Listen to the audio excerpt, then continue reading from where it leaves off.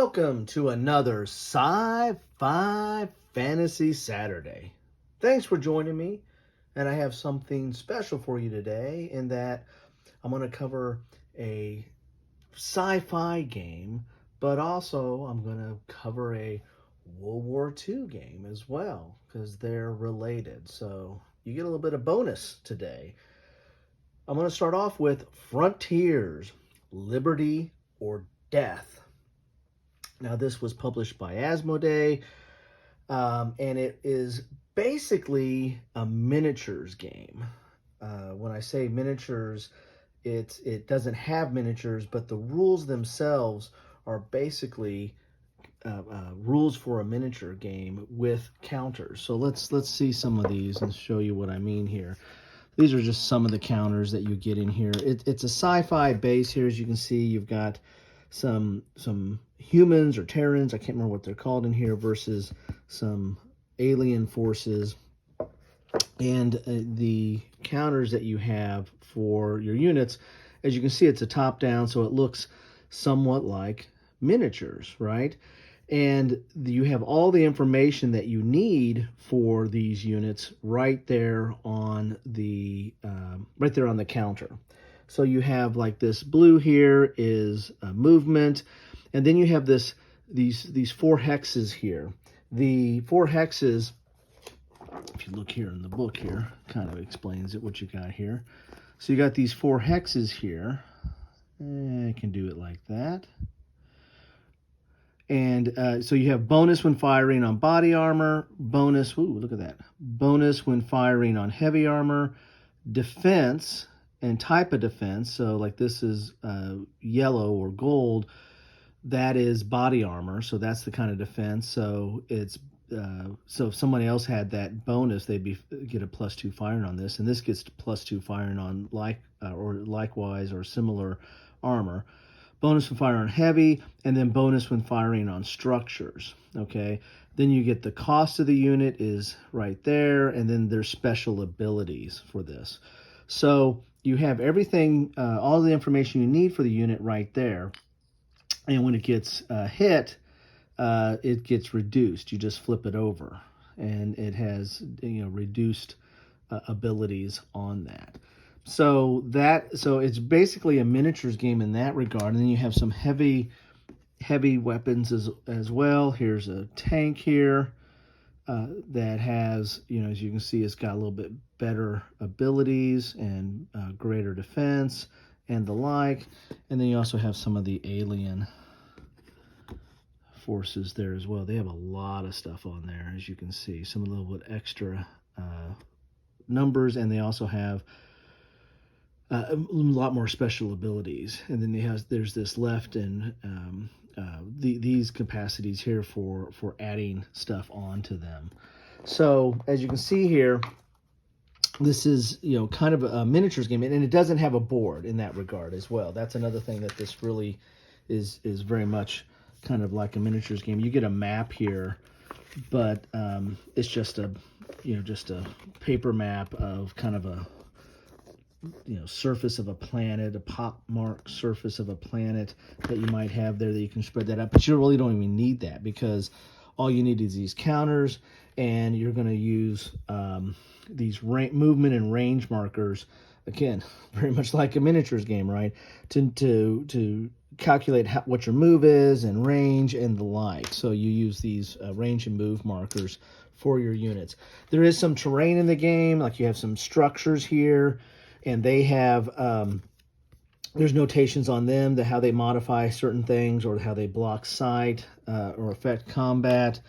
And you can enter some of these structures, and then you have like this is dust storm or smoke or whatever, and so that's blocking sight or reduces the combat effect. So you can use the map, or you can just use any kind of board you want, or any kind of play surface you want, a table or whatever, and put some terrain out, and there's scenarios in the book, and then you have all these different counters of the different units that go out on the board. Each of the forces also have their, goes like that, I guess, has a deck of cards that add some special abilities or kind of change up the action a little bit. and give you a little bit more of a, a little bit more control over what you're doing, and a little bit more fog of war on trying to do stuff that, the other side might not know what's going to happen to them. So, so in that regard, again, it's definitely sci-fi. It's combat on the surface of a planet somewhere in this universe of frontiers, liberty or death. And this didn't get a lot of buzz. I mean, this game, I got this like on clearance not too long, I don't think, after it was published. Maybe at least within 2 years after it was published. This was, they were almost giving this stuff away. So, but interesting, concept, with having all the, the way they had this system set up, where you had all your information right there on the counter, and you're using counters to play. Now, they're not the first one to do that, but I found it was a unique system, and but it didn't go very far, at least not in this format. Then along came Heroes of Normandie by the same designer. So if you were thinking that some of those notations looked a little bit familiar, then you probably have seen them in Heroes of Normandie, because this came out not too long. Well, I don't know how long it came out after Frontiers, but basically Frontiers was kind of scrapped, and they went down this road. And there's been several expansions to this. There's been, I think there's a recent one that just came out called the Big Red One, which they kind of revamped this a little bit. But they have some small expansion and some little small expansion packs. I've bought a couple of those, which is basically almost like just a counter sheet of some of the counters. And then they have some bigger expansions to it as well. And I think they're going to be coming out more with this. And there's also like Shadows over Normandy, which is a kind of a Cthulhu take on Heroes of Normandy. So, if I pick that one up, that will find its way probably to Sci-Fi Fantasy Saturday as well. So let's take a look at Heroes of Normandy here. Let's move this stuff out of the way. And one of the big things that Heroes of Normandy did right off the bat is they added boards. So you have these geometric boards here that that you use, and you can put terrain on here as well. There's actually terrain packs you can get, but you have these geometric boards that for each scenario you can put these together, and they have the notations there, as you can see as well, of what the effect is. Like this is unmovable, but gives you bonuses, or like that's for I think infantry, and then you've got like that's immovable, and heavy armor can't move through there, stuff like that. There's different notations based on the terrain that you're going into. So that's kind of cool that all the notes, you don't need necessarily a terrain guide. Well, I do, because I don't necessarily remember what all those numbers are, but you don't necessarily need a terrain chart, because once you understand what these numbers mean, it's right there. It's all on the board. And then when it comes to the units look very similar, right? You've got this, here's a tank here, and you've got its movement, and then it's got two weapons. So it's got a primary and a secondary weapon with special abilities, but then it also has its notations for what it can do for hits and the like. And then here's another vehicle. This is like a light vehicle, and they take when they take damage, they basically are destroyed. But then you also have units in here as well. Here's a fire team right here, and what its movement, what its defense, and again what kind of armor it is, and then that's its bonus against infantry, I think, and then light vehicles, and then heavy vehicles. So it doesn't do anything against heavy vehicles. You're going to need like a bazooka or something like that. Plus, it's got a special ability, and it's got a notation of what unit it's with. These marks here on the side, that's how you build out your forces. So you're going to have, when you go to, the scenario will have it, but you can also design your own scenarios. You're going to have these different leaders here. And there's all kinds of different leaders that you can use. And so for example, this rifle platoon here, if you pick this, it's going to cost you 70, and you're going to get these units. You're going to get a leader here, Lieutenant Jones. You're going to get a recon team. You're going to get a support team. You're going to get a fire team, and then you can add to that. And so all you have to do is match up one side of these, and then you can add to it. It'll actually has another chit that this is for the board, but there will have a chit that you can put in there to do your build out, right? And so you can add to these, and add like ammo or special abilities or vehicles or the like. So for example, let's get this guy here. I've got good old Lee Marvin here, or Captain John Marvin, but that's basically Lee Marvin. That's one thing about Heroes of Normandy. It's somewhat cartoonish, and it's basically trying to pull from those classic war movies like Dirty Dozen and Kelly's Heroes, and those just great war movies that were not necessarily historical, but were great for the big screen. Just classic war movies. And the Heroes of Normandy can play out in a somewhat in historical fashion, but the art is very evocative of kind of that war movie genre of those kind of classic movies. And then but they are on the individual counters. They look pretty good. I mean, it's not NATO symbols. I mean, it's a decent rendition of a top-down view of some of these forces. Like this one right here. This is you flip it over. I think this is a recon team, or is that just a it's a recon team, so they can go on the board hidden, and you don't know what it is, and then it can flip over and show what it is. So that's kind of a neat thing there on some of the abilities, how they use the counters for the abilities. And you can't really do that in a miniatures game, right? You'd have to note that down. But back to building these things out. So like you want to put this in here, I can add this Sherman here, because it matches one of the sides there. So he's going to cost me 30, and then match the side. That's going to cost me an extra 60. So like if you're doing a build out scenario, that's where these cost adds up. I can add in that planning there, that star, and that adds to his star. So I get 2 stars. I'll explain that in a second. And then this last one here, you have to match one side. I can add that Greyhound there. That'll cost me an extra 35, but then I get to put the Greyhound on the board. So that's how you build these out. The scenario will have a build out, but then you'll also have putting these in to build out your specific scenario as well. If you design your own scenarios, or some scenarios might give you some latitude on what your build out is. And then when the things are on the board, they just move like they're on the board. You don't need a range finder or a movement stick. You can just move these on the board, and some vehicles can't enter into some of the terrain, so you got to be careful how you do that. And then a straight line of sight, right? You're going to have the normal line of sight rules. So this is very much a small unit tactical type game where you're dealing with fire teams and groups. You put the groups together, you get some squads or even a platoon maybe, and you're fighting out these battles. And as I said, there's a lot of characters in here that like here's Clint.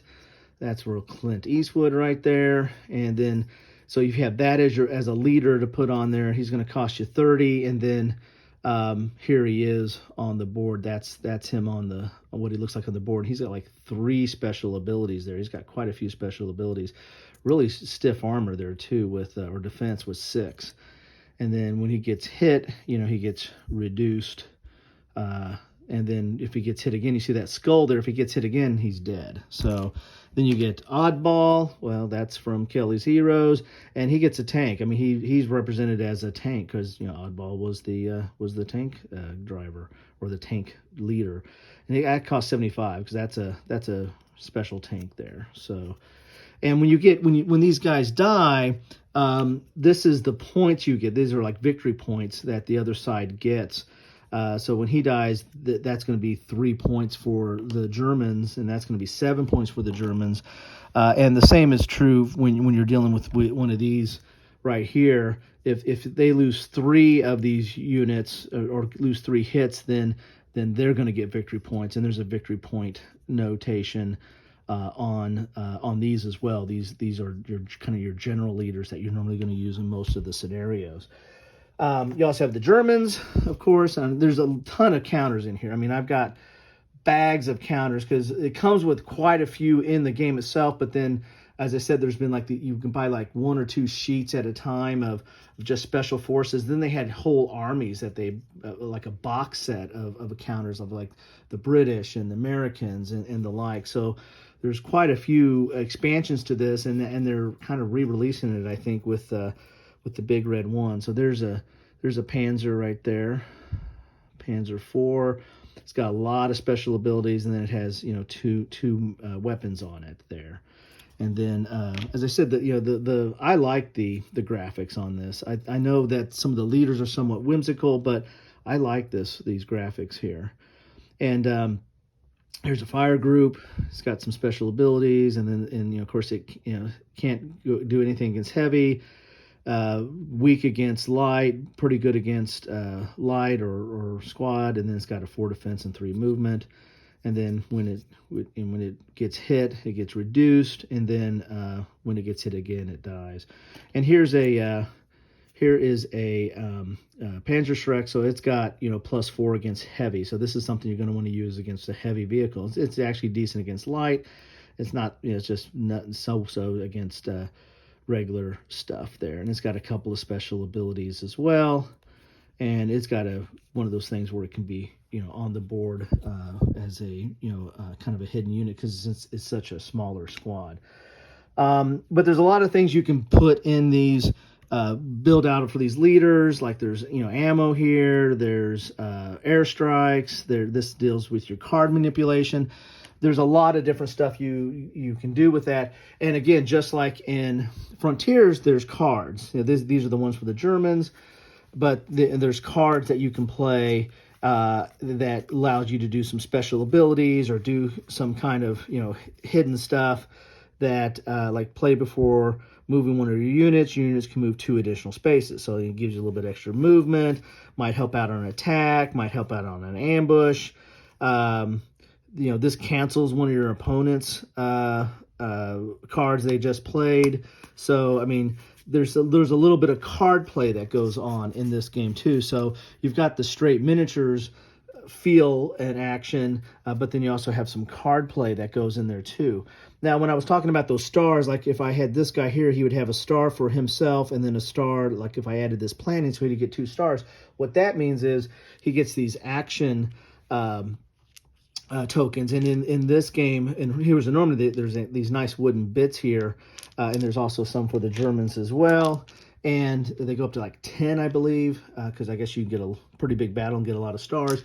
They had this action notion in Frontiers. It was just a little counter you put on there. But this is something that came out of, in my opinion, came out of Heroescape. I mean, Heroescape predates these games, so I'm going to say this came from Heroescape. But Heroescape had that notion where you can put an action down on, or an order down on the miniature, like you put it on your card because the miniatures were on the board, and then you pop them over and see who goes first. Like this one, so that guy goes first, or that miniature goes first. Here it's the same way.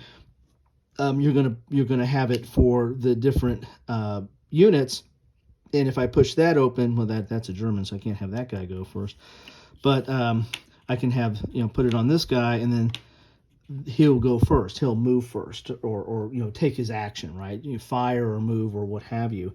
And then you also have some that are blank, and there's also some that I think that have some special abilities. But the blank ones are bluff. So the more of these you have, the better, because then you can put down a whole bunch of these. Again, I'm putting it down on the Germans again. You can put down a whole bunch of these, and they don't know what's going on. You're like, I know at least 2 of those are going to move because I know he's got 2 stars, but I don't know which one of those two. So again, adds a little bit more fog of war and adds this whole action notion to the game. And so this is kind of a neat little system. Again, the first time, and that might be from other systems, but the first time I encountered it was in the miniatures game Heroescape, which again, this is kind of reminiscent of, this is really a miniatures game on a board in this case. And with Frontiers, it's really more of a miniatures game with counters. So I thought that's what I thought I'd want to share with you guys today, because I was looking at that old Frontiers game and I enjoyed the Frontier game. The rule book was kind of a mess. It didn't really explain a lot. It was just kind of like, what? Then when Heroes of Normandie came out, I actually understood Frontiers a lot better after Heroes came out. And but Heroes, there's been complaints about the Heroes rulebook as well, and I think with this the latest release that came out, I think last year or within the last couple years, the Big Red One, which is kind of a reboot of this and focusing on the First Army, right? I think they cleaned up some of the rulebook. I don't know if they fixed all the issues. I found the rulebook generally okay, but then again, I started with Frontiers, so I was already, kind of into this stuff, but not knowing exactly what all I was getting into. But Heroes of Normandie kind of helped me, understand this whole system better. So that's what I have for you all today is Frontiers on Sci-Fi, Frontiers Liberty or Death, I should say, on Sci-Fi Fantasy Saturday, and along with Heroes of Normandie and the whole series that goes with Heroes of Normandie. There's quite a bit in that series. So if any of this interests you, I don't know if you can still pick up Frontiers. It might be out there really cheap. But Heroes of Normandy, that's still alive and they're still pushing stuff out there. If any of that interests you, I recommend check it out. If you like miniatures, but don't want to invest in a lot of World War II miniatures, I mean these are just counters, right? And they're good counters. They're nice thick counters. If you can see here, they're really nice thick counters. Nice artwork on there. At least I think so.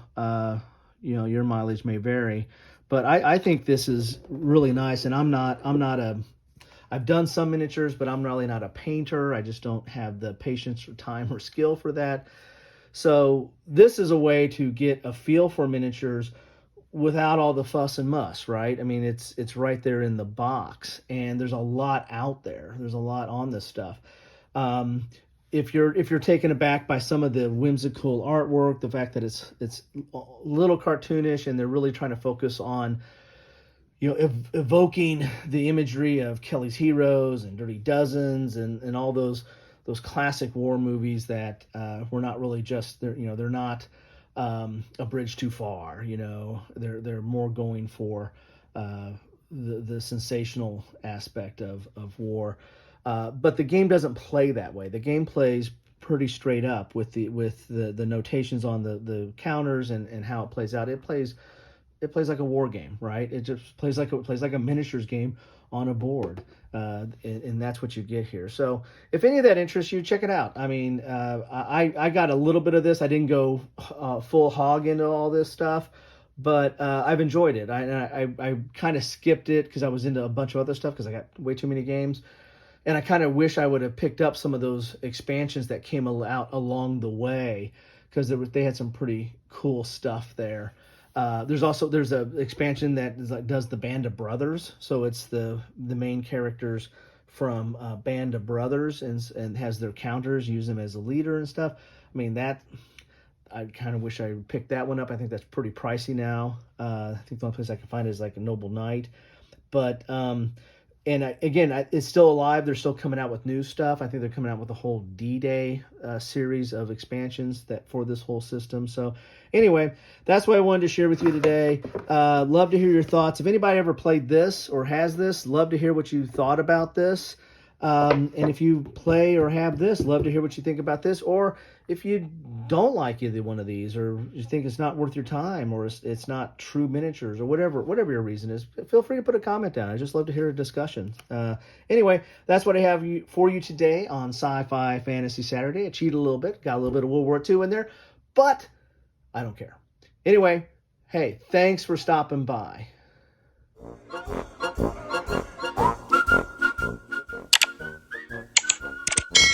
Thanks for watching.